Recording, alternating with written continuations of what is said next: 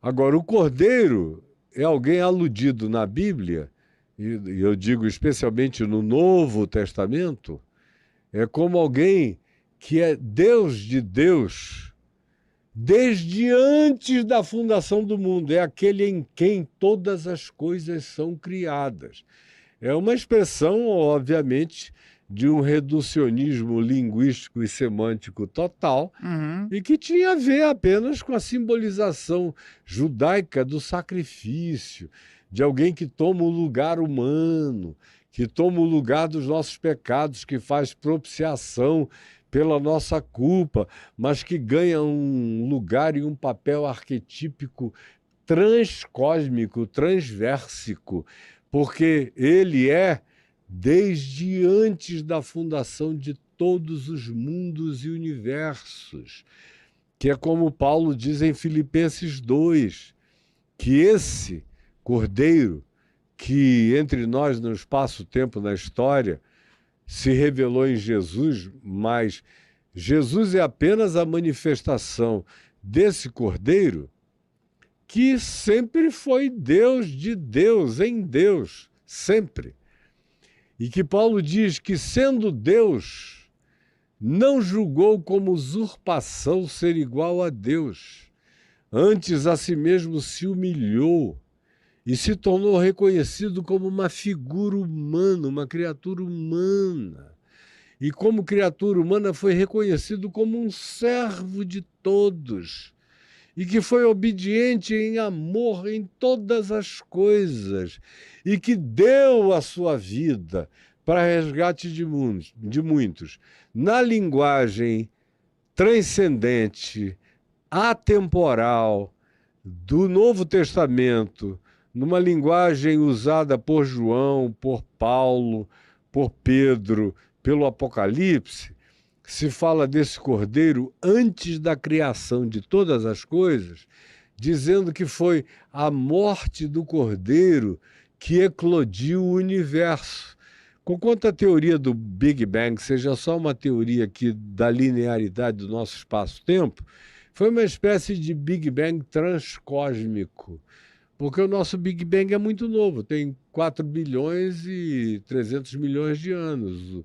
Os universos, a gente não tem nem como mensurar a existência dos múltiplos universos, e que, a meu ver, não são apenas relacionados a esse universo espaço-temporal que a gente designa como tendo 14 bilhões e 300 milhões de anos. Existem universos muito mais antigos.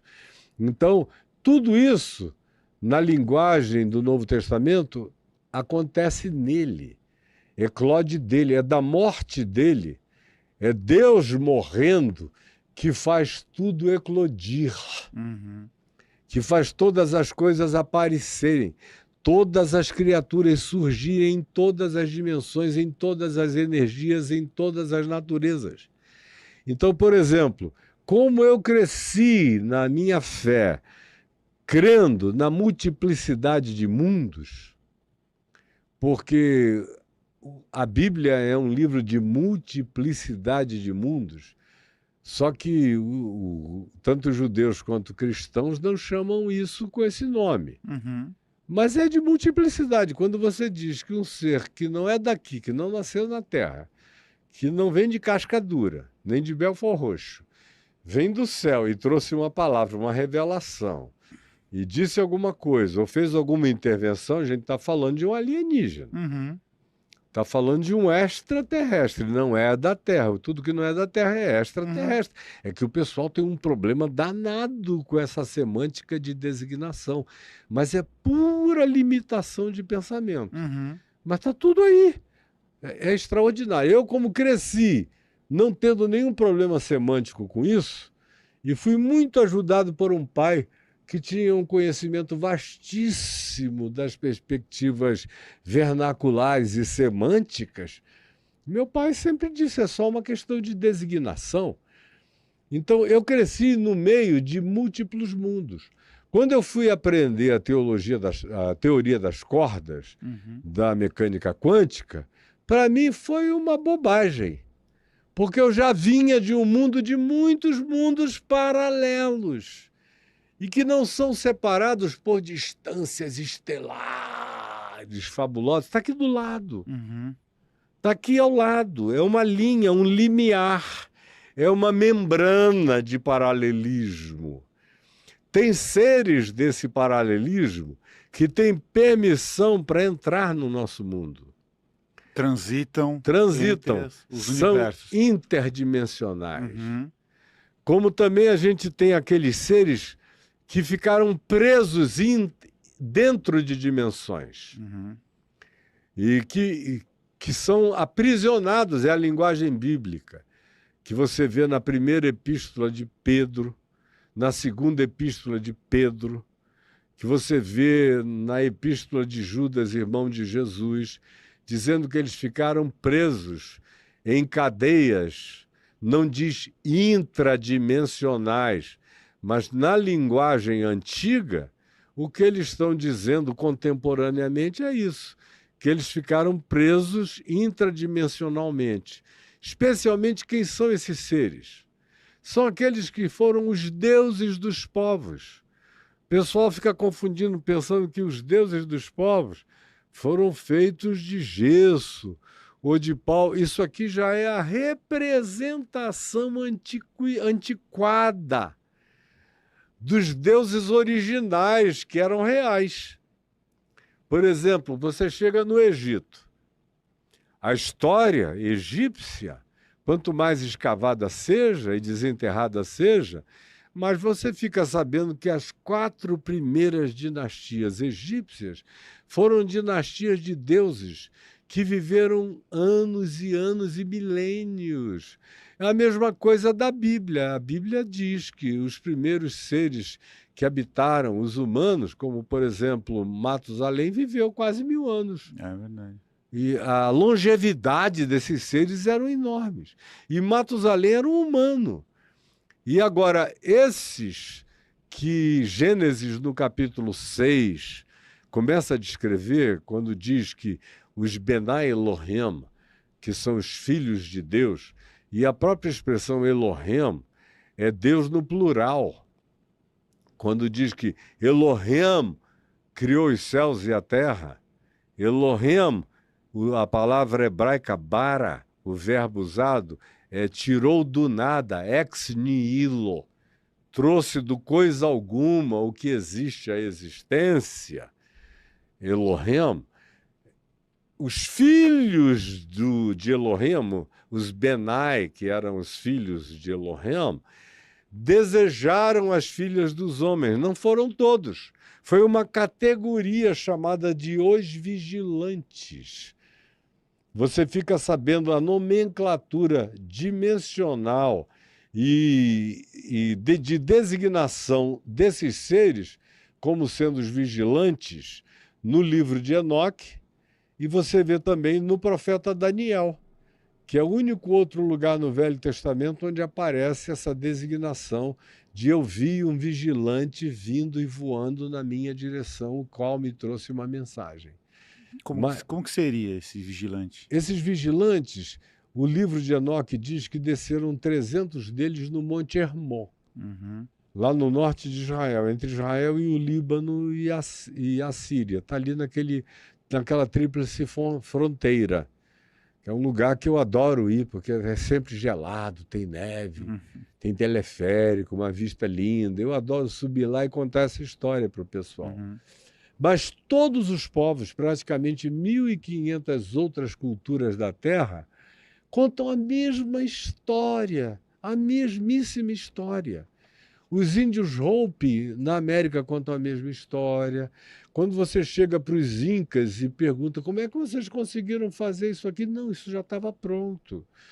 Nazca, nenhum habitante ou nenhum nasquiano diz que foram eles que fizeram isso, foram os que nos precederam que fizeram isso aqui. E em todos os lugares, Stonehenge, como é que se fez isso? Não, isso foi feito e essas pedras que estão a 800 quilômetros de distância foram levitadas por magia. Hoje em dia a gente sabe que foi tecnologia vibratória que trouxe e posicionou tudo ali com toneladas e toneladas e toneladas de uma tecnologia avançadíssima. E esses seres, que são os Benai Elohim da Bíblia, no capítulo 6, fizeram mais do que isso. Eles corromperam a espécie humana. Eles não vieram, como eu fico vendo às vezes alguns intérpretes desse acontecimento, achando que eles vieram para serem bonzinhos com a gente. Não foram. Os seres da luz e do bem não fizeram essa transposição dimensional, exceto por ordem do Criador. Os que fizeram a transposição dimensional fizeram por absoluto desejo de supremacia, controle e domínio, que foi o que aconteceu com os Benai Elohim de Gênesis, no capítulo 6. Eles viram as filhas dos homens e disseram: a gente também quer reproduzir.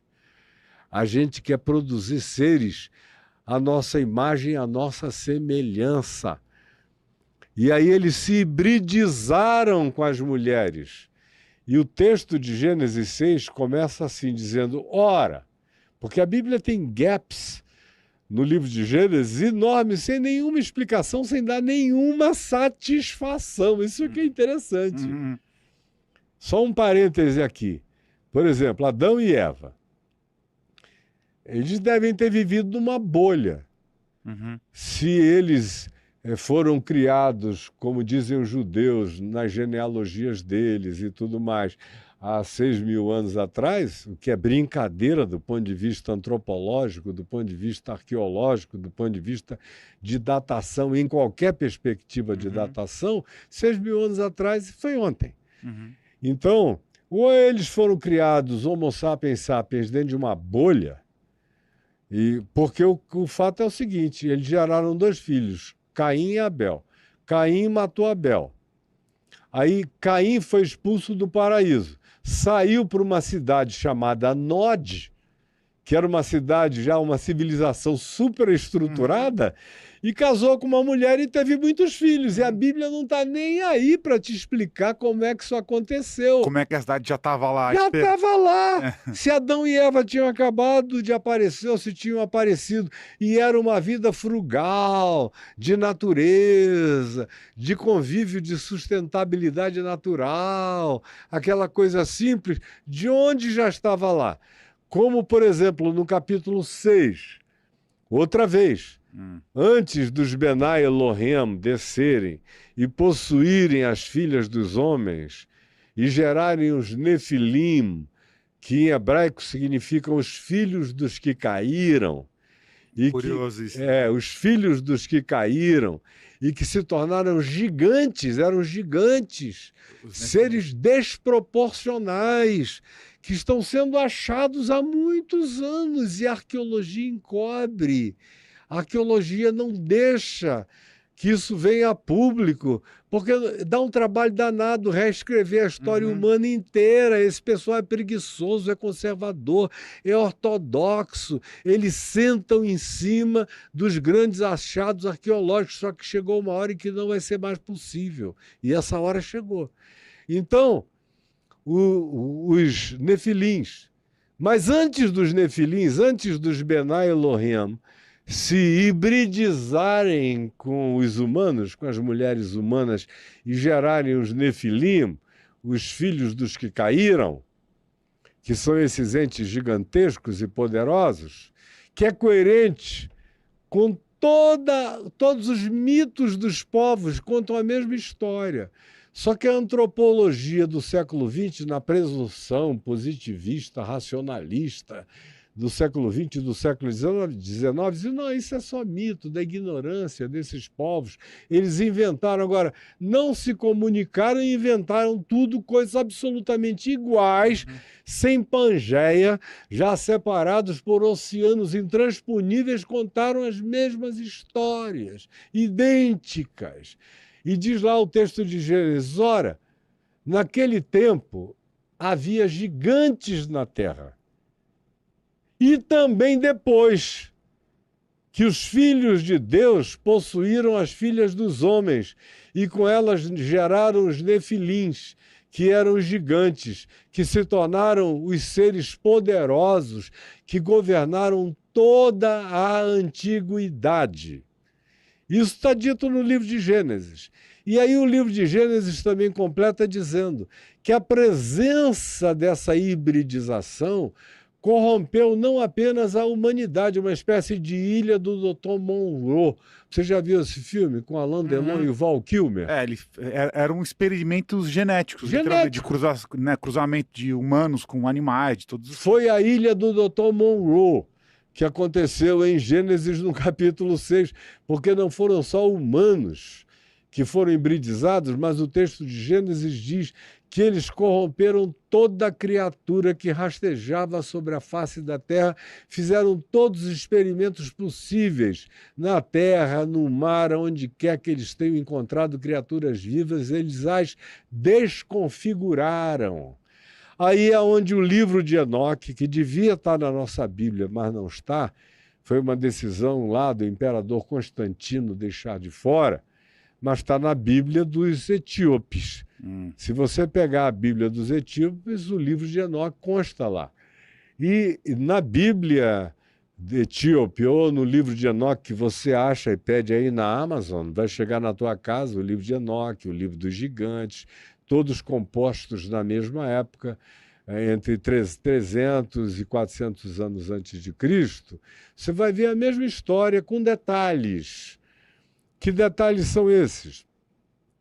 Que eles trouxeram essas tecnologias que eram entendidas pelos povos antigos como magias e que eles evocaram para si o lugar de adoração de deuses. Foram adorados como deuses por gerações e gerações e gerações. Corromperam a natureza humana, a natureza da criação, a natureza de todos os animais, de modo que quase tudo que a gente vê como mito, metade homem, metade peixe, metade isso, metade aquilo, não foi mito, foram coisas que aconteceram com experimentos genéticos.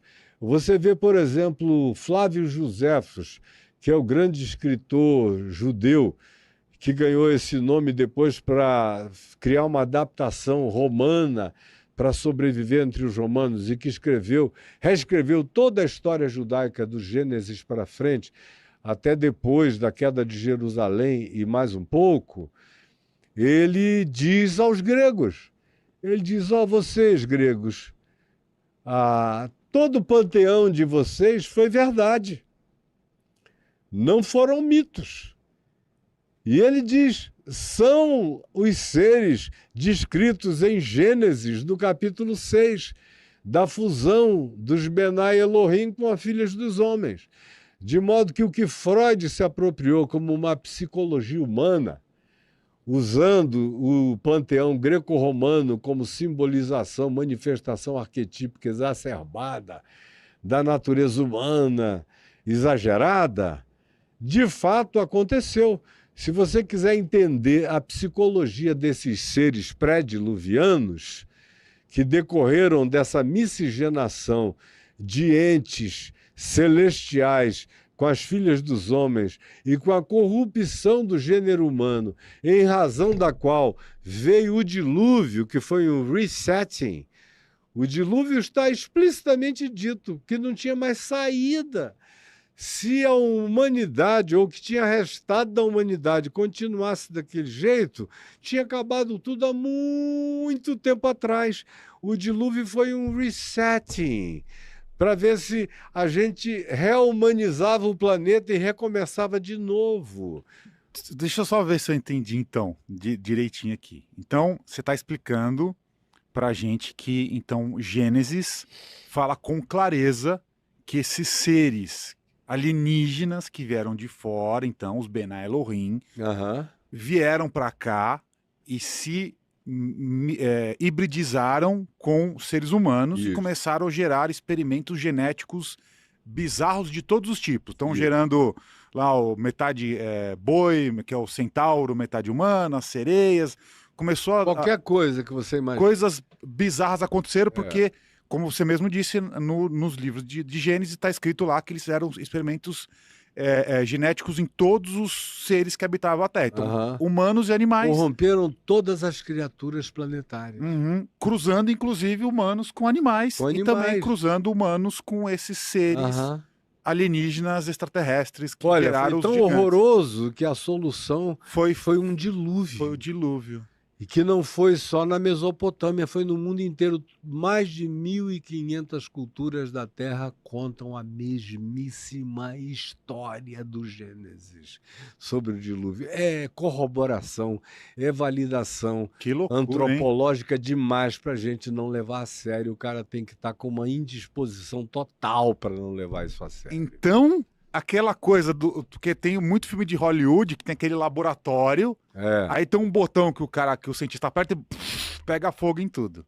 Então, o que acontece? Então, o experimento genético alienígena chegou num nível tão absurdo que foi necessário um reset planetário. Então, essa é muito história. louco isso, hein? Que na perspectiva bíblica com Noé, sua família de 8 pessoas e seus filhos Sem, Cão e Jafé. E a história bíblica se concentra num dos filhos de Noé, que é Sem. É daí que vem a linhagem semítica. Por isso, os livros de Gênesis, logo depois do dilúvio, que termina na narrativa de páginas do Gênesis, no capítulo 7 para o capítulo 8, aí, logo depois, apesar disso tudo, a humanidade continua muito doida. Aí vem a Torre de Babel, aquela divisão das línguas, a divisão geodésica da Terra, e em seguida vem Abraão, que nasce lá na Mesopotâmia, no meio da epopeia de Gilgamesh, que conta a mesmíssima história de Noé, na Mesopotâmia. Que tem a história dos Anunnakis, que é um outro nome para os Benai Elohim, para os vigilantes. Para os Nefelins, são os gigantes, os Anunnakis são os gigantes. Aí fica todo mundo dizendo que eles vieram para fazerem coisas boazinhas. Há muito romanticismo entre nós, não foi assim. Os caras vieram para dominação mesmo, para tomar conta do negócio, para controlar e serem adorados. Eles queriam adoração, veneração. Como hoje em dia, por exemplo, a Esfinge, que era da idade das pirâmides lá no Egito, hoje em dia ela está arredatada para mais de 12 mil anos de idade. Porque a erosão da esfinge não foi feita por areia, nem por tempestade de areia. Hoje em dia se sabe que foi por água. Por água, é isso mesmo. Ela ficou embaixo d'água. Aquelas pirâmides todas estiveram embaixo d'água. Que loucura. O mundo todo esteve embaixo d'água. Foi uma coisa extraordinariamente poderosa. E não durou tanto tempo assim. As águas foram minguando, os aquíferos se abriram. E a Bíblia, na linguagem antiga, diz que as águas debaixo da terra eclodiram, explodiram, e as águas de sobre o firmamento caíram, e todas as águas possíveis planetárias se ajuntaram e elevaram o nível das águas até os mais altos picos dos montes. Mas 40 dias e 40 noites depois, Noé já encontrou o primeiro pouso dele no Monte Ararat, lá na Turquia, onde eu gosto de gravar. Eu já gravei até um documentário do Gênesis ao Apocalipse, começando no Monte Ararat e terminando na ilha de Patmos, onde o Apocalipse foi dado ao apóstolo João. Não, mas você já fala desse documentário. Só queria complementar a história aqui, então, de Noé, porque agora tudo fez muito sentido para mim. Pelo menos, vamos ver se é isso que eu entendi. O fato de Noé ter salvo os animais, justamente o que ele fez, ele estava salvando os animais que não passaram por esse processo de hibridização. Isso. Então seriam os animais, digamos, puros ainda, antes dessa chegada desses alienígenas geneticistas com essa alteração que fez essas abominações. Então, a ideia, o que era, então, do dilúvio? Era salvar os animais puros, que não foram alterados geneticamente, com os casaizinhos lá, para que eles pudessem repopular a Terra, eliminar as aberrações híbridas e dar uma nova chance para a humanidade. Agora, É isso a história? isso, só que esse Noé do Gênesis tem o seu recíproco em todos os outros povos Da da história. terra. Aham. Porque não dava para botar naquela arca a quantidade de animais que Uhum. precisavam ser preservados. Uhum. Alguns foram salvos em arcas, outros não. Houve outras salvações para seres que não tinham sido hibridizados, com animais que não tinham sido hibridizados, de outros modos. Como, por exemplo, você vai à Turquia e debaixo da terra você encontra civilizações a 80, 100 metros de profundidade. Eu vi isso daí. 100 metros de as profundidade, cavernas, onde dava para viver de 20 a 30 mil pessoas, que também se salvaram ali. Só que a narrativa do livro de Gênesis se concentra no processo e na linhagem semítica da história. Uhum. Não tem essa pretensão de acurácia universal, até porque não poderia ter, não dava para ter. Ela descreve o que é possível descrever. Agora, o que ela nos oferece é uma maquete mais do que razoável para, nos dias de hoje, com todo o conhecimento científico, arqueológico, antropológico e de geologia arqueológica que a gente tem, e de arqueologia subaquática que a gente ir vendo isso. O Mar do Japão. Estão descobrindo estruturas antiquíssimas, milenares, pré-diluvianas embaixo d'água. O Mediterrâneo está cheio de estruturas pré-diluvianas. O Atlântico, o Pacífico, o Caribe, na Terra inteira, no Ártico. No Ártico. Infelizmente, por causa do degelo, o degelo é tenebroso para nós como espécie humana, mas do ponto de vista científico, vão começar a aparecer coisas que estão sob camadas e camadas e camadas de gelo no Ártico, tanto quanto aqui no nosso Polo Sul, com 4, 5, 3 quilômetros de camadas de gelo que estão se dissolvendo a cada dia, estão começando a eclodir coisas. E foi Einstein que fez um cálculo há 100 anos atrás, por causa da consciência que ele ganhou, dada por outros cientistas, dos deslocamentos dos elementos da rotatividade da Terra, da pendulação da Terra. Ele calculou que o que hoje a gente chama de Antártica não tinha sido o tempo todo no Polo Sul. Ela tinha sido num lugar semi-tropical. É por isso que eles estão começando a achar samambaias, uma quantidade enorme de coisas à medida em que o degelo acontece. Eles estão começando a achar, porque houve uma civilização enorme no que hoje a gente chama, que ficou nos últimos milênios, como a nossa Antártica aqui no sul planetário.